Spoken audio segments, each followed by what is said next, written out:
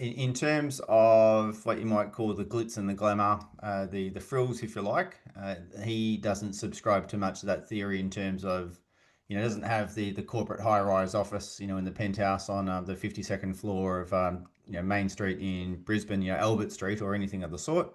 He's a little bit more, like the term I thought about before was high and low. Low profile, high performer.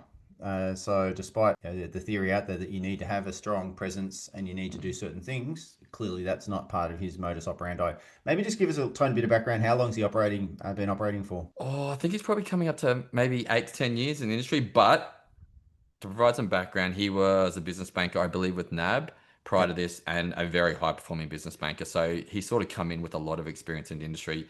But we're not going to talk about numbers here. It's not my place to be talking about his numbers. But Yep. we've had discussions around his trajectory, and he started Yep. from pretty humble beginnings. And without telling you what his numbers are, his numbers will be up there with the best in the country. Unbelievable settlement numbers, very, very impressive. But he's Do very you mean humble. for the entire team or do you mean for him personally? For him, he runs a very different model. It's 90 to 95% of the volume that runs through that business runs through him. The settlements run through him. And he's got Right. a pretty big support team, and we can unpack that through the podcast. But yeah, Let's do that now, just quickly. So I'm looking at his website here. We've got a few people that have got the title as broker. Are they salaried or contract? they are salaried, I believe. I think he might have one or two contractors. So his main right hand man that he's responsible. Let's call him a power broker, but I would say extremely, extremely high level is responsible for the majority of all of his volume.